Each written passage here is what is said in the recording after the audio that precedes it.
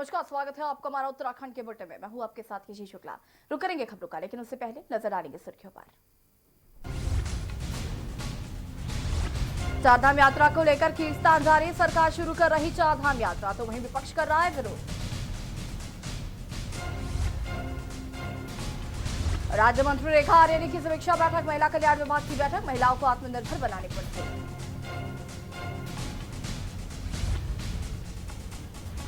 सचिवालय में यूएमटीए की हुई बैठक, सीएम त्रिवेंद्र की अध्यक्षता में बैठक, उत्तराखंड मेट्रो रेल परियोजना के प्लान को मंजूरी। उत्तराखंड राज्य सरकार की पहल पर मिला लाभ, कोरोना काल में पेंशनधारियों को मिला लाभ, करीब 7 लाख पेंशनधारियों को मिलेगा लाभ। प्रदेश सरकार ने लगाई सभी नियुक्तियों पर रोक, विपक्ष ने सरकार पर बोला हमला, कांग्रेस ने कहा बेरोजगारों के साथ किया धोखा। उत्तराखंड में बड़े कोरोना के केस, 93 नए कोरोना पॉजिटिव केस आए सामने, संक्रमितों की संख्या हुई 1655। आप देख रहे हैं के न्यूज, खबरों का सारथी। और शुरुआत करेंगे बड़ी खबर से। उत्तराखंड में लगातार कोरोना के केस बढ़ते जा रहे हैं। बड़ी खबर आपको उत्तराखंड से बता रहे हैं।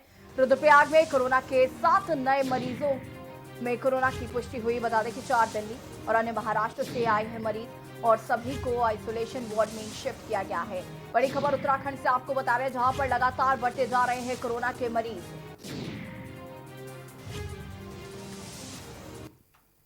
और अब चमोली से बड़ी खबर, जहां पर देर रात एक सड़क हादसा हो गया। बता दें कि बाइक दुर्घटनाग्रस्त में एक की मौत हो गई है और एक व्यक्ति घायल हुआ है। बद्रीनाथ राष्ट्रीय राजमार्ग पर विष्णुप्रयाग के पास ये हादसा हुआ। गोविंद घाट से जोशीमठ की ओर आ रहे थे बाइक सवार।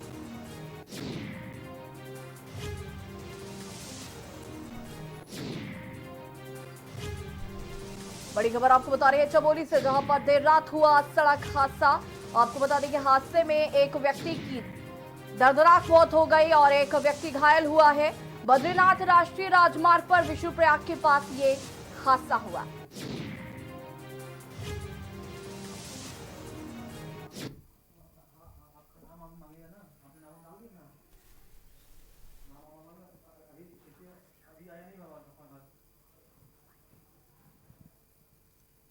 उत्तराखंड राज्य के प्राइवेट स्कूलों में फीस माफी का मामला थमने का नाम नहीं ले रहा है। चाहे को नैनीताल हाईकोर्ट ने प्राइवेट स्कूलों में 3 महीने की फीस माफी के मामले का निस्तारण करने के लिए शिक्षा सचिव को निर्देश दिए, तो वहीं अब शिक्षा मंत्री अरविंद पांडे का बड़ा बयान सामने आया है।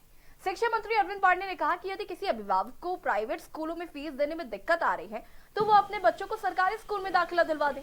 शिक्षा मंत्री अरविंद पांडे ने बताया कि वो सभी अभिभावकों से वादा करते हैं कि उत्तराखंड के सरकारी स्कूलों में बेहतर शिक्षा दी जाएगी।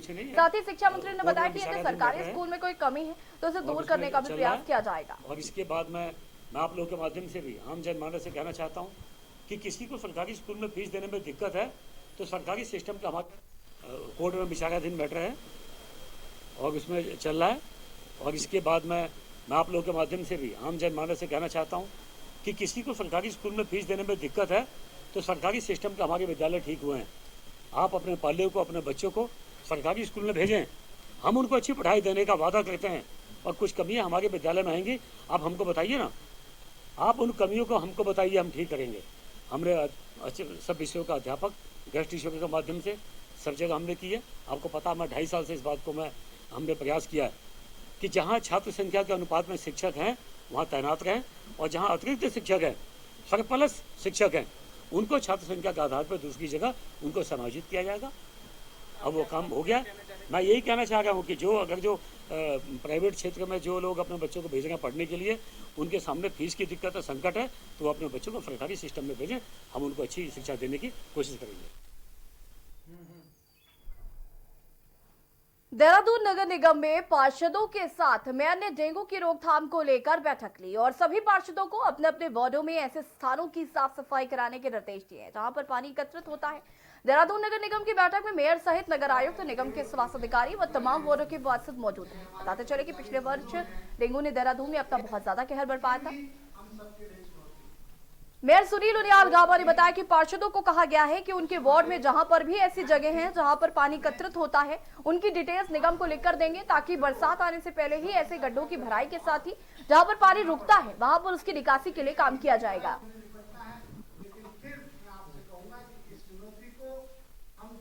संकट के समय हमारे पार्षदों की जो भूमिका रही है, उन्होंने बहुत बढ़ चढ़ के जो है जरूरत से ज़्यादा काम किया है, इसलिए उनका धन्यवाद भी दिया है। और जो आने वाले समय में कोरोना के साथ साथ जो है डेंगू की समस्या इस शहर में उत्पन्न ना हो, जगह है उनको चिन्हित करके आप उसको लिख के हमें दे दीजिए, ताकि हम उसको समय रहते बरसात से आने से पहले हम उनकी गड्ढों की भराई भी कर देंगे, और जहां पानी जो रुकता है उसको ठीक करेंगे, और जहां निकासी नहीं है वहां निकासी भी करेंगे। नैनीताल हाईकोर्ट ने बीजेपी के राज्यसभा सांसद व सुप्रीम कोर्ट के वरिष्ठ अधिवक्ता सुब्रमण्यम स्वामी द्वारा उत्तराखंड सरकार के चारधाम देवस्थानम बोर्ड के गठन को लेकर दायर जनहित याचिका में सुनवाई करते हुए याचिकाकर्ता से 22 जून तक प्रतिशत पत्र पेश करने को कहा है। राज्य सरकार की तरफ से जवाब पेश किया गया।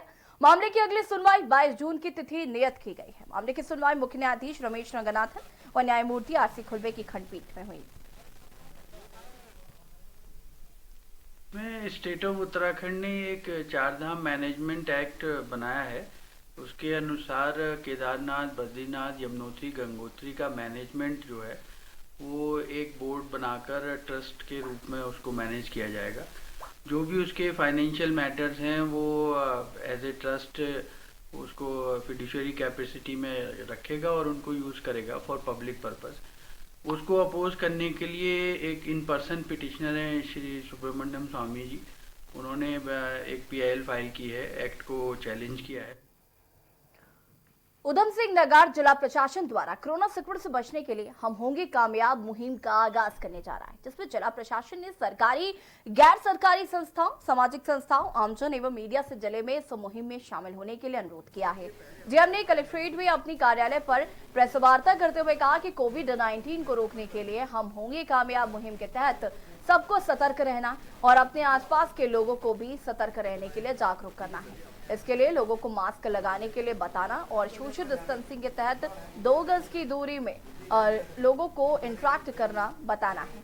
डीएम ने भरोसा जताया है कि वो इस मुहिम में सभी वर्गों के साथ मिलकर कामयाब होंगे। तो सभी को ये देखना चाहिए कि हम अपने आसपास के लोग भी अगर लापरवाह हो रहे हैं तो हम उन सभी को मोटिवेट करें कि भैया आपकी वजह से हमारा पूरा क्षेत्र कंटेनमेंट जोन हो जाएगा, केस आएगा, आप सभी परेशान होंगे। हम सभी को कहीं ना कहीं एक पूरी सोसाइटी के अंदर भी कहीं ना कहीं विभिन्न प्रकार की समस्याएं आती हैं, तो चाहे वो रेजिडेंशियल सोसाइटीज़ हैं, चाहे हमारे मार्केट एरियाज़ हैं, चाहे हमारे ग्रामीण क्षेत्र हैं। अब सिर्फ हमारे को जरूरत है कि सभी चीज़ें प्रशासन अपनी तरफ से कर रहा है, उसमें सभी की मदद की हमें आवश्यकता है। होम क्वारंटाइन का उल्लंघन करने वाले कोरोना संक्रमित युवक के खिलाफ मंगलौर पुलिस ने हत्या के प्रयास व अन्य धाराओं में मुकदमा दर्ज किया है। लोगों के जीवन को खतरे में डालने व समाज में संक्रमण को फैलाने जैसे कार्य करने के आरोप में पुलिस ने मंगलौर के मलकपुरा निवासी के खिलाफ मुकदमा दर्ज कर लिया है। आरोपी 26 मई से स्वास्थ्य विभाग द्वारा जांच के उपरांत होम क्वारंटीन रहने के लिए कहा गया था, लेकिन आरोपी लगातार 15 दिनों तक इसका उल्लंघन करता रहा। ऐसे में इसके द्वारा लोगों के जीवन को भी खतरे में डाला गया। फिलहाल आरोपी आइसोलेशन वार्ड में भर्ती है, जहां पर उसका उपचार किया जा रहा है।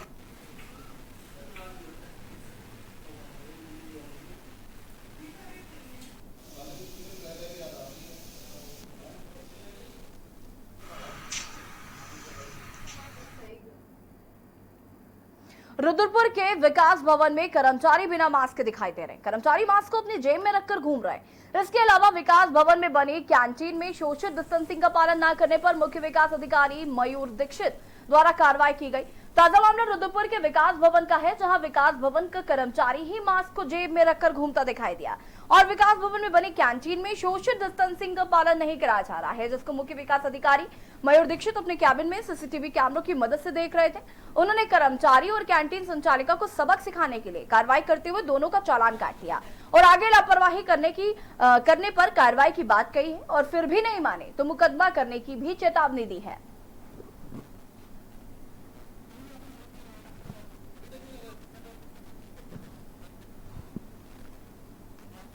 सामाजिक प्लेसेस पे और कार्यालयों में मास्क पहन के रखना अनिवार्य है और सोशल डिस्टेंसिंग का पालन करना भी अनिवार्य है। और जो इसका पालन नहीं करेगा उस पर हम जिलाधिकारी महोदय द्वारा निर्देश भी दिए गए हैं कि उन पर चालान का फाइन काटा जाएगा। 2 बार करने पर चालान की मात्रा बढ़ा दी जाएगी और अगर फिर से उनके द्वारा इसको रिपीट किया जाता है तो फिर उन पर मुकदमा दर्ज करने का भी प्रावधान रखा गया है। रुद्रप्रयाग मुख्य बाजार में बद्रीनाथ हाईवे पर निर्माणाधीन पुल का निर्माण कार्य 4 माह बाद भी पूरा नहीं हो पाया है, जिस कारण वाहन चालकों के अलावा स्थानीय जनता को भारी दिक्कतें हो रही हैं। पुल न बनने के कारण बद्रीनाथ हाईवे पर आए दिन जाम लग रहा है, जबकि आने वाले मानसून सीजन में भी दिक्कतें पैदा हो सकती हैं। वहीं दूसरी ओर पुलिस प्रशासन संबंधित कार्यदायी संस्था को नोटिस भी जारी कर चुका है, लेकिन पुल निर्माण कार्य धर में ही लटका हुआ है। इधर रुद्रप्रयाग के पुलिस अधीक्षक नवनीत सिंह ने कहा कि पुल निर्माण को लेकर लगातार संबंधित कार्यदायी संस्था से वार्ता की जा रही है।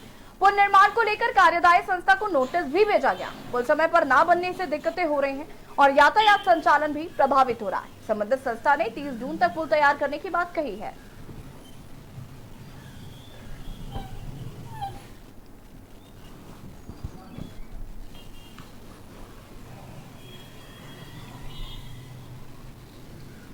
ये जो इसमें जो ये पुल निर्माण का कार्य कर रहे हैं, इन संबंधित को हमारे द्वारा एक नोटिस जारी किया गया है और क्योंकि पहले इनकी तय सीमा 30 मार्च थी, बाद में इन लॉकडाउन की वजह से ये अपना काम समय से नहीं कर पाए, ऐसा इनके द्वारा बताया गया। हमारे द्वारा इनको नोटिस दिया गया है कि इस जो इनका मलबा पड़ा है, जो सामान पड़ा है, अगर भविष्य में कोई एक्सीडेंट होता है तो ये जिम्मेदारी इन्हीं की होगी जो ये पुल बना रहे हैं। रुद्रप्रयाग में 6 माह के भीतर गर्भवती होने वाली महिलाओं की 100 दिनों तक जांच आशा एएनएम तथा संबंधित आंगनबाड़ी कार्यकर्त्री करेंगी। साथ ही जिन गर्भवती महिलाओं में खून की कमी है उनमें सुधार के प्रयास किए जा रहे हैं। इसका अनुश्रवण स्वास्थ्य केंद्रों पर प्रतिदिन किया जाएगा। इसके अलावा ग्रामीण स्तर पर 60 वर्ष की आयु पूर्ण कर चुके ऐसे सभी पेंशनधारी भी कोविड-19 की दृष्टिगत संवेदनशील आयु वर्ग में आते हैं, इसलिए इनकी भी प्रतिदिन स्वास्थ्य की जांच के आदेश डीएम ने संबंधित आशा एएनएम और आंगनबाड़ी कार्यकर्ती को दिए हैं। रुद्रप्रयाग जिले की जिलाधिकारी वंदना सिंह ने बताया कि कोविड-19 की दृष्टिगत जनपद की ऐसी समस्त गर्भवती महिलाएं जिनका प्रसव अगले 6 माह अंतर्गत होना है, उनकी 100 दिनों तक नियमित जांच के लिए संबंधित आशा एएनएम तथा आशा कार्यकर्ती को आदेश दिए गए। आपको कल एक निर्देश दिए गए हैं कि जो व्यक्ति वृद्धावस्था पेंशन प्राप्त कर रहे हैं, समाज कल्याण विभाग उनकी सूची ग्रामवार उपलब्ध कराएगा और ये सूची सभी चिकित्सा केंद्रों को, सभी एमओआईसी को दी जाएगी, जिससे कि ऐसे व्यक्ति जो वृद्ध हैं उनके स्वास्थ्य पर दैनिक रूप से निगरानी रखी जा सके। कोविड के दृष्टिगत अधिक आयु के व्यक्तियों की संवेदनशीलता ज़्यादा होती है, गर्भवती महिलाओं की संवेदनशीलता ज़्यादा होती है, बीमार व्यक्ति जो किसी न किसी प्रकार की अन्य बीमारियों से ग्रस्त हैं उनकी संवेदनशीलता ज़्यादा होती है। शहर में कोरोना के मामले लगातार बढ़ रहे हैं, बावजूद इसके सफाई कर्मचारी लगातार काम कर रहे हैं। ऐसे में सफाई कर्मचारियों का टेस्ट कराना जरूरी है। मेयर सुनील उनियाल गामा ने बताया कि इसके लिए निजी पैथोलॉजी लैब से करार किया गया है। तो सफाई कर्मचारी को बुखार, खांसी, जुकाम आदि के लक्षण होंगे, उनका निजी लैब में टेस्ट किया जाएगा। इसके लिए निगम के स्वास्थ्य अधिकारियों की अनुमति जरूरी होगी। उसके बाद कर्मचारी को टेस्ट के लिए लैब भेजा जाएगा। किसी अन्य कर्मी में भी ऐसे लक्षण दिखते हैं तो उनका भी टेस्ट कराया जाएगा।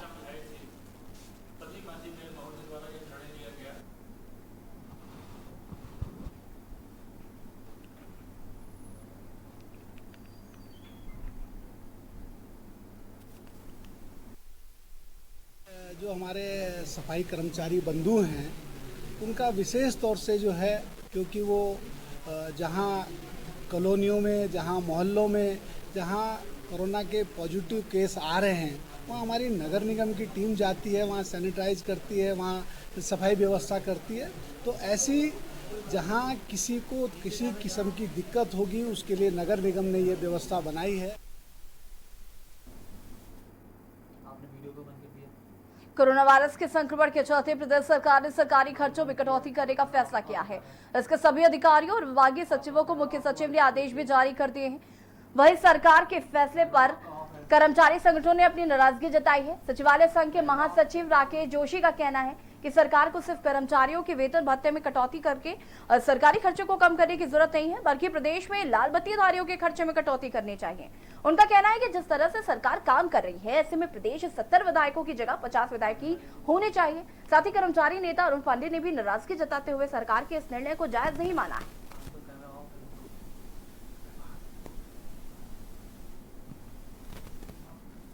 सरकार खर्चा कम करे, इससे हमको क्या परेशानी है? सरकार को खर्चा कम करे, लेकिन सरकार खर्चा वहां कम करे ना जहां अनावश्यक रूप से खर्च हो रहा है। पदों में कटौती करके खर्चा कम करने का केवल सरकार को एक रास्ता दिखाई दे रहा है। जो वाहनों का, राजकीय वाहनों का दुरुपयोग हो रहा है, उस पर सरकार को कटौती करनी चाहिए। जो तमाम तरह के विभिन्न प्रकार के लोग राजनीतिक सेवा में आए हैं और उनको पद और बंगले और ऑफिस सारे दिए जा रहे हैं, क्यों दिए जा रहे हैं? कभी इसकी समीक्षा हुई? सचिवालय संघ ने जो कल का आदेश निकला है कि कटौती करने के संबंध में कि राज्य की आर्थिक स्थिति सुदृढ़ नहीं है, जिसके कारण कई चीज़ों में इनके द्वारा कटौती किया।